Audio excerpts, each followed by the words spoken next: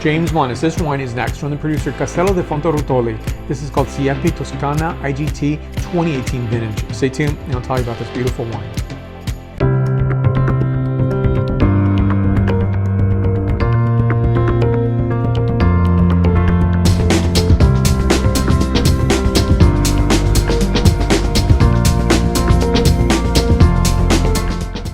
It cannot be called a Chianti Classico because it has a mix of Sangiovese at 50% and Merlot at 50%. So the classification of, say, Chianti Classico would not allow for, say, such a high level of Merlot to be thought of as being a Chianti Classico. And that's fine. This category is well recognized and has been produced for quite some time.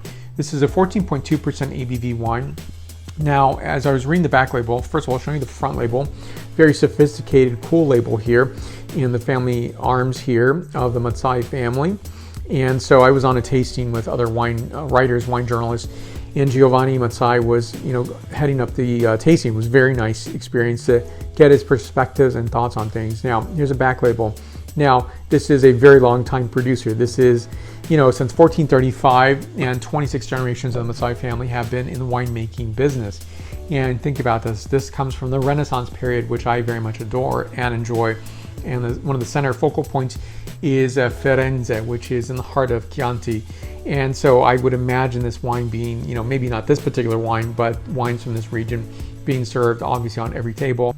So you've had Sangiovese being part of the heirloom of this experience in this part of the world, and again becoming so refined as a Chianti Classico region, as well as Toscana IGT. Now this wine is harvested from 6 hectares in the Siepi vineyard. Now the fruit is growing at an elevation between 750 to 1800 feet above sea level, which is 227 to 548 meters above sea level, and it has a south to southwest exposure, 14.2% ABV.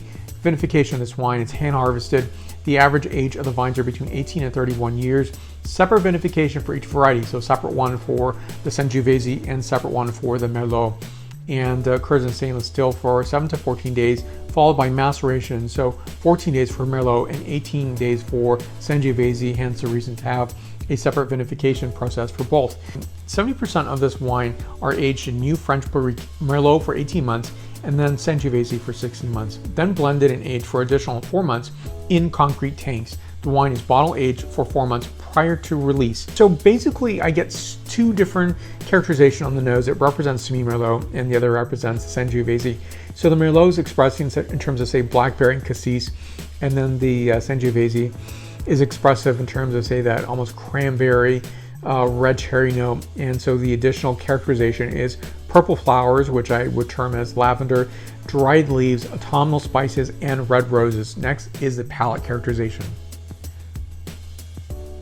So really fantastic structure to this wine, beautiful acidity to this wine, tannic structure. It's going to age nicely, beautifully, and so definitely enjoy this now. Enjoy this 5 years from today, 10 years, and even longer, in my opinion. And I think this is really an abundant characterization, very elongated characterization. So black cherry, blackberry, hint of game notes, which I find to be fantastically evocative, fennel, wild herbs, and dried red rose petals. So a very nice elongated finish on this, very satisfying experience, 95 points out of 100 points. Now this is $130 suggested retail price point.